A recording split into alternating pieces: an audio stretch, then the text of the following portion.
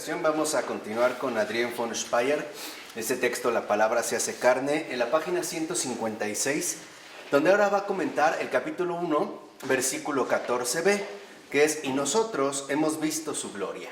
Gloria como del unigénito junto al Padre, lleno de gracia y de verdad. Entonces, comienza diciendo Adrián que nosotros hemos visto en la carne al Espíritu.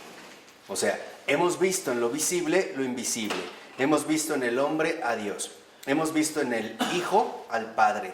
Hemos visto en lo comunicado lo incomunicable. Hemos visto en la verdad a la que su gracia nos transporta, aquella verdad que es la verdad eterna de Dios. Entonces, en este primer punto, digamos, lo que ahora va a comentar Adrián von Speyer es la realidad de la verdad y la gracia. Que tiene que ver, acuérdense, también con lo que comentamos hace un momento de Pavel Florensky, cuando dijimos de esta intervención de la gracia, ¿no? Estaba vinculada con la verdad. Dice Adrián, entre verdad y gracia existe una diferencia semejante a la que hay entre vida y luz. Gracia es aquello que viene únicamente de Dios. Eso es gracia. O sea, la gracia es aquello que viene únicamente de Dios, a la que nosotros nunca podemos igualarnos, que solo podemos recibir y jamás se convierte en nuestro bien propio, que nosotros, es cierto, podemos comunicar, pero nunca se transforma en parte de nuestra propia sustancia. Entonces, la gracia viene solo de Dios.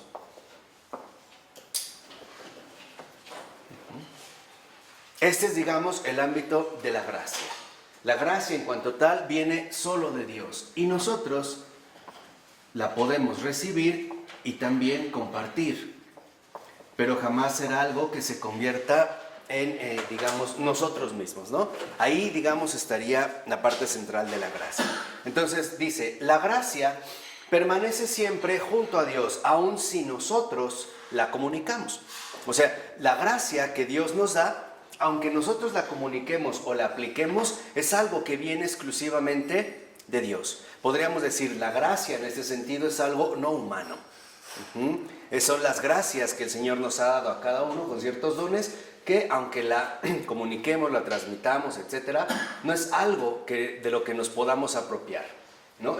Entonces podemos decir que es la que hace que nuestra vida sea sobrenatural. Exactamente, ¿no? La gracia, en este sentido, es la que manifiesta un carácter especial a nuestra propia existencia, ¿no? Va dando como esos tintes de lo sobrenatural. Dice, nosotros no la transmitimos nunca como si fuese un conocimiento propio, una verdad comprendida. O sea, la gracia para nosotros, dicho también de otra manera, a pesar de que la podamos recibir y compartir, siempre queda vinculada al ámbito fundamental del que proviene, es decir, del misterio. No podríamos entender, cuando alguien tiene una gracia especial,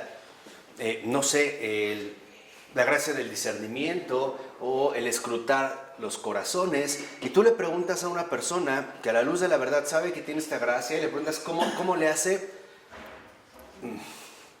no podría explicarte, no podría explicarte cabalmente cómo es, porque no es algo propio. Entiende cómo funciona, entiende los efectos que produce, pero no sabe en realidad cómo es que realmente se lleva a cabo el acto de gracia. ¿Por qué? Porque no es suyo, no es algo propio, ¿no? Uno comprende claramente que viene de Dios.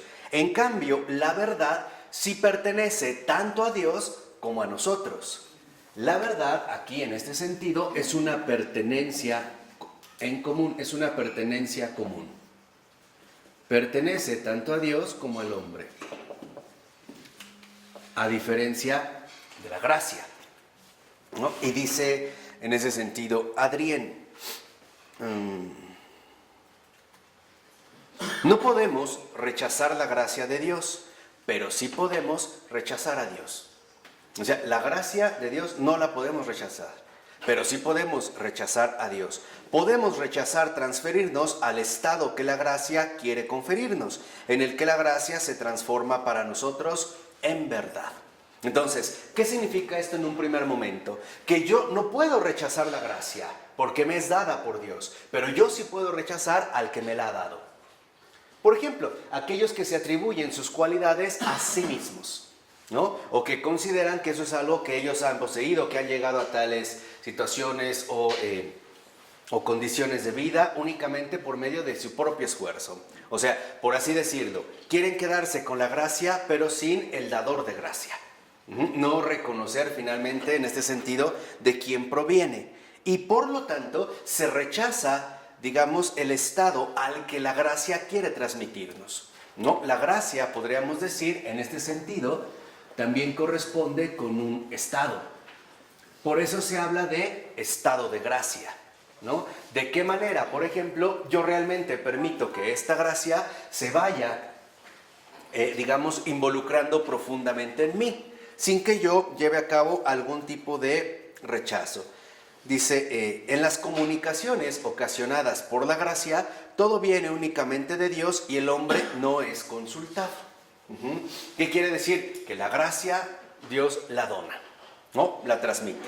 Y el hombre no es consultado. Pero, por el contrario, la verdad de Dios solo se hace verdad para nosotros si nos comprometemos con ella. O sea, si le damos nuestro sí. Aquí hay un rasgo central. Que la verdad es una pertenencia común entre Dios y el hombre, significa que la verdad implica ante todo un compromiso. En este sentido, el hombre se tiene también que apropiar de esta verdad. Vamos a decirlo así, tiene que hacer suya esta verdad. Y entonces, si la gracia nos lleva a un estado, la verdad más bien representa un efecto. Cuando nosotros realmente le decimos sí a la verdad y nos comprometemos con la verdad, este compromiso va a dar como resultado más bien un ¿qué? Un efecto. El efecto producido por este compromiso con la verdad, unido al estado de gracia que se ha recibido, es lo que va a configurar nuestra verdadera vida creyente, ¿no?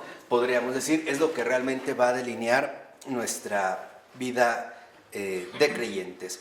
Entonces, por ejemplo, que Dios sea grande puede ser verdad para Él. Para nosotros solo se hace verdad si lo reconocemos y lo dejamos actuar sobre y en nosotros. O sea, la verdad de Dios es para nosotros un efecto realizado.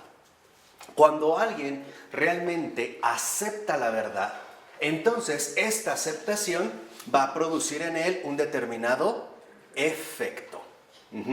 Es este efecto el que también busca de alguna manera acondicionar previamente o poner las condiciones necesarias justamente la intervención de ¿qué? De la gracia. Entonces, ya aquí vemos, por ejemplo, ¿no? De esta manera que una parte de mi conocimiento que Dios es grande está junto a Dios, porque Él lo dice. Por ejemplo, si decimos que Dios es omnipotente, ¿no? O es 3 veces santo, ¿no? Por recuperar lo que dijimos hace un momento. Pero la otra parte está en que Él me convence por medio de su declaración acerca de sí mismo. ¿Qué quiere decir? Que entonces yo sé que esta parte de la verdad está en Él porque Él lo ha ¿qué? Dicho. Pero la otra parte está en mí en tanto yo le hace todo. Ok, y hay una palabra concreta. Le creo. Aquí es donde entra el aspecto fundamental. Este efecto es justamente resultado de la creencia. Y aquí es donde entra un aspecto central que Adrián nos está recordando. Dice, este efecto está incluido en su palabra, porque fíjense, Dios espera de inmediato que yo actúe en correspondencia para que Él pueda actuar en mí. Entonces, esto es un punto muy central. Dios espera de inmediato una respuesta de mi parte. ¿Cuál es la respuesta que yo le voy a dar? Sí. Creo. O un sí. Creo. Esa es la parte que a mí me toca. Cuando yo establezco este compromiso, entonces la verdad, en tanto pertenencia común, sustentado en la apertura de esta creencia, entonces se va a realizar este efecto. ¿Cuál es el efecto primero? que la verdad realiza en aquel que la ha aceptado el quedar liberado del engaño, el error y la mentira. O sea, en pasar de las tinieblas a la luz. Dice, en la gracia actúa Dios solo. En la verdad, por el contrario, radica una decisión. Entonces vean, es decidirse por la verdad. Por tanto, en ella, en la verdad, el hombre debe responder. Por tanto, el concepto de verdad pertenece a la fe. Y este es un aspecto central, porque nosotros, como herederos de los modernos, hemos llegado a suponer que la verdad es algo que yo construyo. Es algo que depende, digamos, de mi propia labor intelectual, ¿no? Es algo que tengo, por así decirlo, que ajustar a mi propia medida. Yo lo entiendo, entonces para mí será verdadero. Y Adrián nos recuerda que no, que cuando nosotros hablamos de la verdad, tenemos que darnos cuenta que esta pertenencia común únicamente se puede vivir de manera adecuada a través de ¿qué? De la fe. Por eso, cuando Pilato le pregunta a Jesús, ¿qué es la verdad? Jesús no le responde, porque no están en el mismo ámbito común. Si Jesús le hubiera dicho, yo soy la verdad, ¿qué hubiera, por ejemplo, podido responder Pilato? Estás loco, no es cierto, etcétera, etcétera, etcétera. ¿Por qué Pilato no está dispuesto todavía a asumir un auténtico ¿qué? Compromiso. Y por lo tanto, la verdad en él no produce ningún efecto. En cambio, ¿qué hay, por ejemplo, de aquel enfermo que se le acerca de rodillas y le dice, si tú quieres, puedes curarme? Vean, ¿no? Y le dice a Jesús, sí quiero, sana. Ahí está el ¿qué? El efecto. ¿Cuál es el efecto de la verdad o que la verdad produce en nosotros cuando lo vivimos a partir de la fe? El efecto de la sanación. Por eso, si lo vemos, es muy común que en los evangelios, cuando Jesús ha realizado una sanación, una curación, una intervención milagrosa, le dice, vete, tu fe te ha ¿qué? Salvado. Ahora entendemos. No es que es la fe de esa persona la que la salvó, porque creía mucho en Jesús. No, porque su fe estaba depositada en Jesús. Cuando le dice, vete, tu fe te ha salvado, es porque le dice, vete, porque tu fe estuvo depositada en mí. ¿Te comprometiste con quién? Conmigo. ¿Me creíste a mí? Ahí está el efecto, la sanación. ¿De acuerdo? Este es, digamos, en el caso de la verdad. Por eso, dice Adrián, la verdad presupone que el hombre piense y responda. Ahí está la verdad. Realmente, ¿cuál es el compromiso que interiormente nosotros estamos dispuestos a asumir? Hay gente que dice, dime la verdad, pero de antemano no está dispuesta a recibirla, ¿no? Es como, no sé, una mujer que de repente intuye que su marido le engaña y le dice, dime la verdad, ¿andas con otra? Sí, no es cierto. No te creo, ¿no? O sea, de antemano quiere decir que no estamos en una verdadera disposición. Entonces dice Adrián, por ello es fundamental que el hombre también posea una capacidad de discernimiento en Dios. Entonces, para que realmente nosotros participemos de la verdad, necesitamos responder. Dios espera una respuesta de nosotros. Y esta respuesta solo se puede dar a través de la fe. Por eso es que también esta verdad nos ha sido dada a través de las Escrituras. Porque en lo que leemos, cuando alguien, por ejemplo, lee, ¿no?, una parte de la Biblia, puede terminar, por ejemplo, diciendo, esta es palabra de Dios. Cuando yo digo amén, lo que estoy diciendo es, creo que sí. He asumido mi compromiso, ¿no? He asumido, digamos, esta parte que me toca con respecto a la verdad. Entonces, ¿cuándo se conoce la verdad? Con la respuesta. Cuando, simple y sencillamente, de mi parte hay una respuesta. El dar esta respuesta es darla desde el ámbito de la fe, es decir, desde el ámbito de la creencia. Por eso vemos también cómo a Jesús le dicen, Señor, creo. aumenta mi ¿qué? Mi fe. Es tanto como decir, Señor, te acepto a ti como la verdad, aumenta mi fe. O sea, sáname todavía ¿qué? Más, para que la verdad finalmente, ¿no?, me invada por completo, ¿no?, me absorba completamente. Dice, la gracia es algo absoluto que resplandece desde Dios. En la verdad, el hombre, como lo relativo, es asumido en ese resplandor de Dios. En la verdad, él recibe y divisa la gracia, que es la gloria de Dios. Pues la gloria de Dios que nosotros hemos visto es la gloria de su gracia. Entonces, podríamos decir, ¿cuál es la primera gran gracia que Dios nos da? La gracia de poder responder a la verdad. El hecho de que podamos responder a la verdad es ya una ¿qué? Gracia. Entonces, aquí está el segundo efecto fundamental. Si en un primer momento tenemos la sanación, ¿no?, que trae este compromiso con la verdad desde la fe, entonces el segundo es la libertad. Y Jesús nos lo dijo. Y la verdad os hará ¿qué? Libres. Ahí es donde entraría este segundo efecto. ¿Por qué? Porque estoy, digamos, dispuesto a creer, a comprometerme, ¿no?, en este efecto fundamental que la verdad aporta en mi vida, librándome de los errores a los cuales, por ejemplo, yo mismo me había esclavizado o había quedado esclavizado.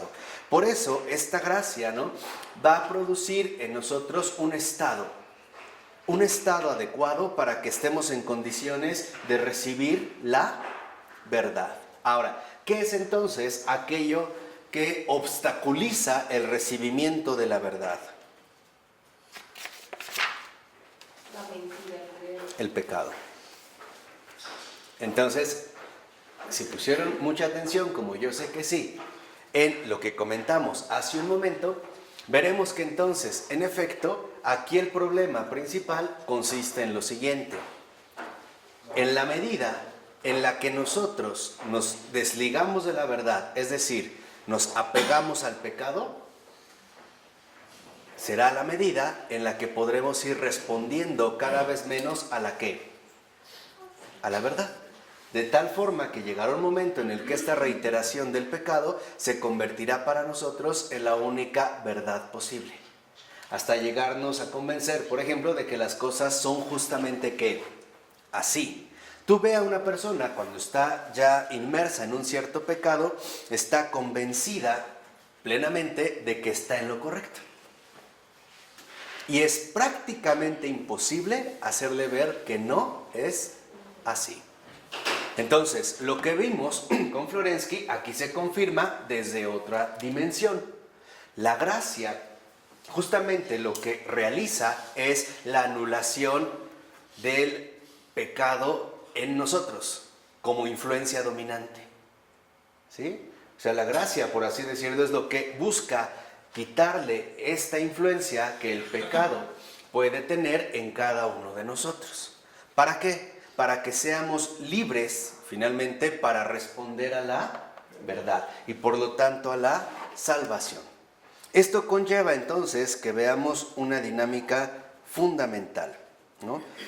Que veamos que en efecto esto también involucra tener una soledad y un amor verdadero.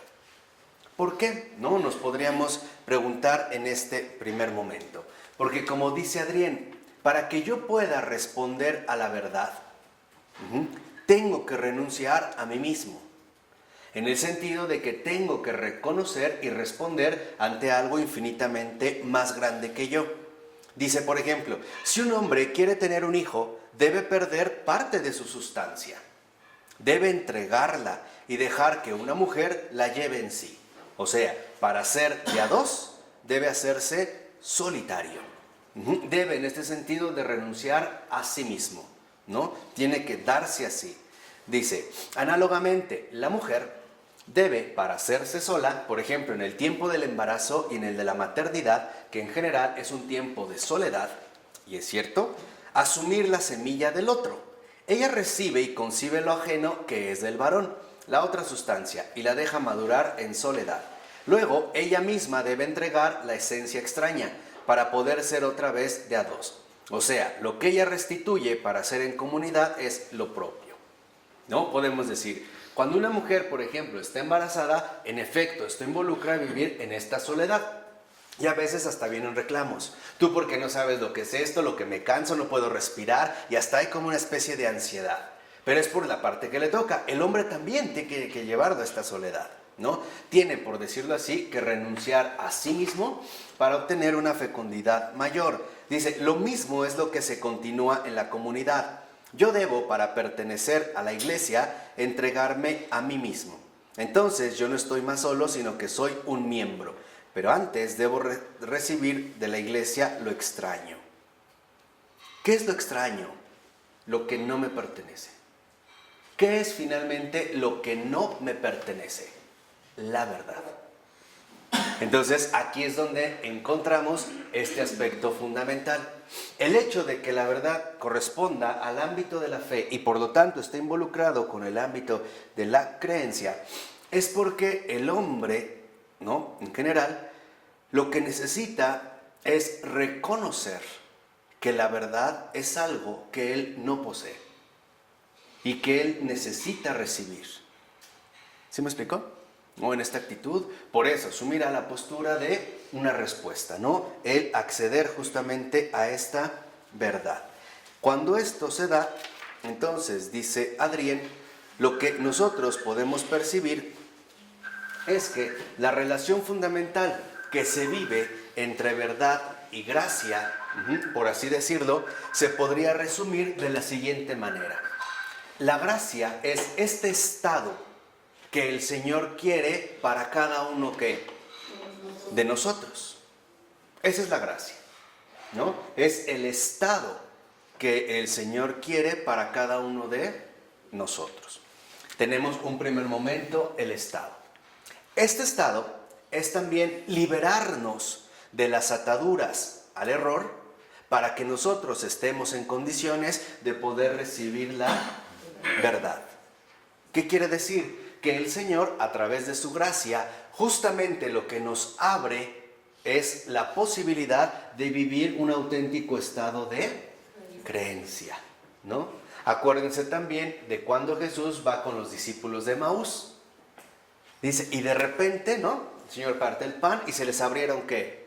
Los ojos. Esto es lo que hace precisamente la gracia, en este sentido, ¿no? La gracia es la posibilidad de salir de la ceguera. Pasar, como dijimos, de la oscuridad o de las tinieblas, ¿no? Pasar a la ¿qué? A la luz. Porque con este estado sí estamos en condiciones precisamente de contemplar la verdad. ¿Sí? Si esto precisamente lo vamos viendo, entonces cuando ya se accede a esta verdad, estamos ahora sí en condiciones de poder escuchar todo lo que Dios nos tiene que decir, a la luz precisamente de esta verdad. Por eso dice Adrien, ¿no? Debemos de reconocer que no existe ninguna cuestión del mundo cuya respuesta no esté escondida en el Padre ya desde siempre. Dice, no existe ninguna pregunta que primero no fuese una respuesta. Entonces aquí viene un aspecto fundamental. Cuando uno realmente se compromete con la verdad, ¿uno qué recibe? ¿Qué sería, digamos en este sentido, el efecto que la verdad produce a través de esta recepción? No, ya la tenemos. El efecto radical de una... ¿Por ahí va? ¿Conversión? El efecto radical de una respuesta. Cuando nosotros... Pero es porque Dios actúa en ti, ¿no? Cuando Claro. Él dice sí. Exactamente, ahí Él ya se va a reflejar, ¿no? Entonces dice, por ejemplo, la respuesta radica en el Padre y el Padre nos ha permitido a nosotros, igual que al Hijo, toda pregunta. Toda pregunta, porque no necesita temerle a ninguna y porque los hijos tienen derecho a ¿qué? A preguntar. Entonces, la gracia es lo que nos ayuda a estar, digamos, en disposición de recibir una ¿qué? Respuesta, ¿no? Que es lo que yo les mencionaba hace un momento. Es estar en condiciones de poder aceptarla y recibirla, responder a esta situación de manera coherente, no como me engaña, sí, no es cierto. De verdad, hoy vean nada más nuestra actitud, como nunca está en consonancia con la verdad. Por ejemplo, llega alguien y te dice, oye, ¿qué crees? Que vi a fulano de tal en tal lugar. Ay, ¿en serio? No me digas, no, no te creo. De verdad, no, no es cierto.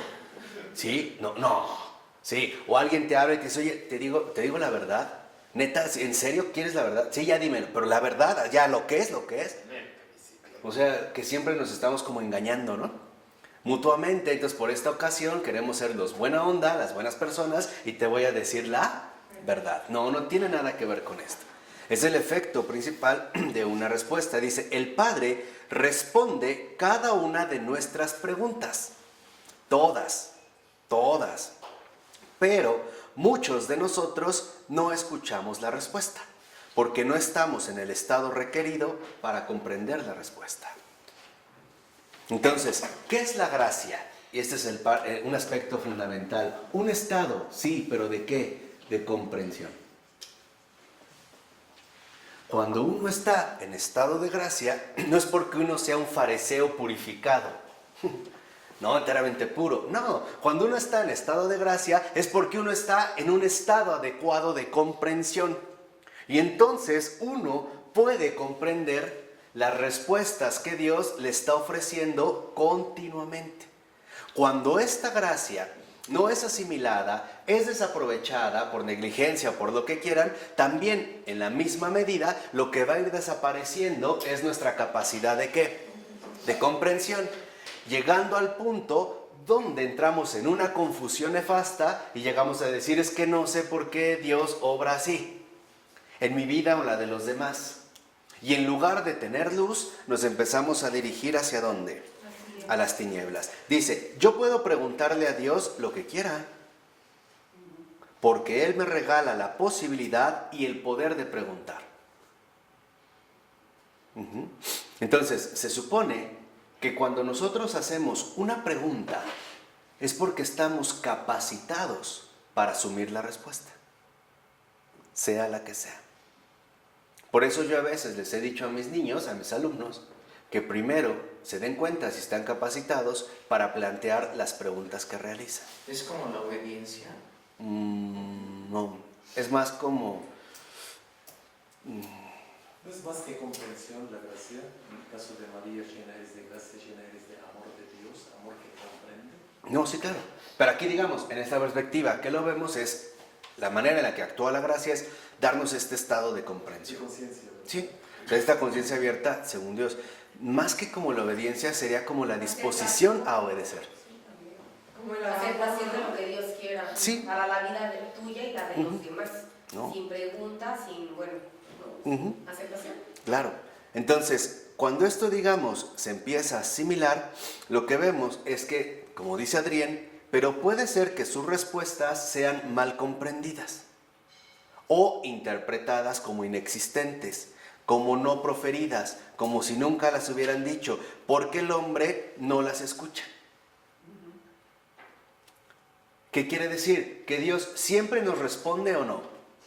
Sí, pero no siempre estamos en condiciones de escucharle. Depende de la manera en la cual nosotros hemos asimilado efectivamente la gracia, que solo viene de Dios. Pero igual no nos responde también.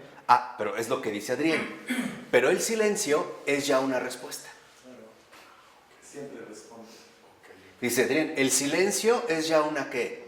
Respuesta. Y sí, si me acuerdo, ella misma lo dice. Sí, dice, también el mismo silencio es ya respuesta. Porque cuando Dios no responde y se mantiene en el silencio, básicamente puede ser por dos motivos. Primero, esta respuesta no es importante en este momento. O sea, tu pregunta no es tan necesaria de aclarar ahorita. Es para que no te distraigas. Esa es una. O dos, también puede ser, en el segundo caso, que Dios no responde porque no es un planteamiento que deba ser respondido. Tú sigue. Sí, tú avanza, ¿no? Esto lo único que puede resultar es, por ejemplo, una especie de desvío o de tardanza o de descuido que te va a llevar a empezar a enfocarte en cosas no relevantes. O sea, muchas veces nuestras preguntas son preguntas que nos desvían del punto central. O de la duda. Sí, ¿no? Y vamos dando cabida precisamente a una especie de inquietud desordenada. Porque hay preguntas que son fundamentales, pero hay preguntas, por ejemplo, que son irrelevantes. Entonces, veamos cómo también la gracia es, en este sentido, lo que nos ayuda a permanecer en un estado continuo de comprensión. Digamos, la gracia en este sentido es lo que nos permite estar en un diálogo constante con el Señor. Es lo que nos permite siempre estar dispuestos o disponibles para la verdad, a través precisamente de las respuestas que el Señor nos va ofreciendo. Por ejemplo, el Señor también, y Él lo dijo, ¿no? Yo corrijo al que amo y también lo azoto. ¿Por qué? Porque si estamos transitando un camino equivocado y no entendimos de palabra, por ejemplo, al leer el Evangelio o una parte de la Biblia, no lo entendimos. Lo vamos a tener ahora que entender a través de una experiencia de vida. ¿Sí me explicó?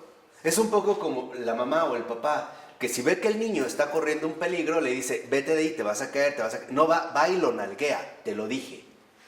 Lo que no entendió de palabra, ahora lo va a entender de experiencia. Y esta es la manera en la que el Señor también se va vinculando con nosotros. Dice, incluso puede suceder que la respuesta de Dios suene un poco distinto de lo que el hombre esperaba. Esto es bien frecuente en la misión que realizamos. Esperamos una respuesta de Dios y no la da. Dios nos da lo que queremos, pero no exactamente como lo quisimos. No sé si me explico.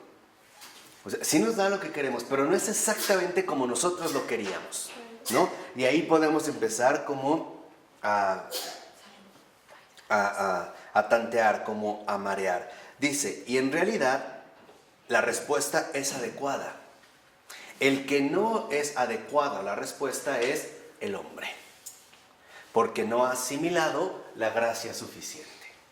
Entonces, podríamos decir, nosotros estamos llamados a recibir toda la gracia que viene solo de Dios para cada uno de nosotros, precisamente para que estemos en un estado de comprensión donde la verdad no sea netamente nítida.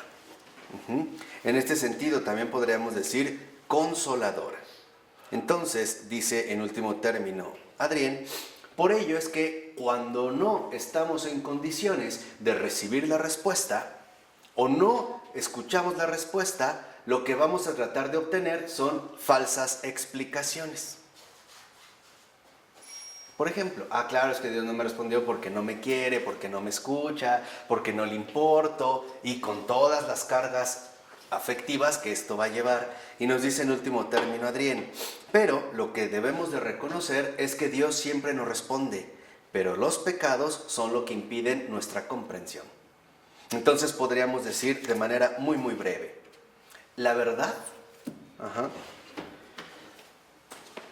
se da a partir de este enfrentamiento entre gracia y pecado.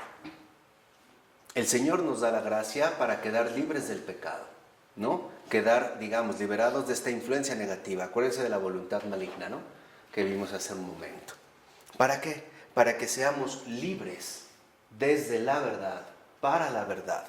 Y una vez alcanzando también esta libertad, nosotros experimentemos el efecto radical que el Señor quiere producir en nosotros, el gozo. El gozo. Por eso es que yo les he dicho, y de verdad, grábenselo ya en su corazón, tatúenselo en el pecho, en la pierna. Dejen de, si se van a tatuar, háganse eso, ya no otras cosas. Tatúense, por lo menos, si va a hacer eso, que Dios jamás aflige los corazones.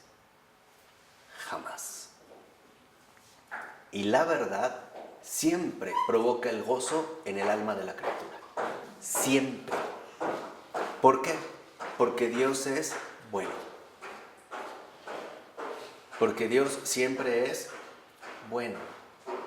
Por ello, ahora entendemos que cuando el Papa Francisco nos ha insistido tanto en la alegría, estén alegres. Dice, no hay nada peor que un cristiano triste. Lo que nos está diciendo, en términos más teológicos, es muy sencillo. Nos está diciendo, aprovechen toda la gracia para que experimenten el gozo de la verdad.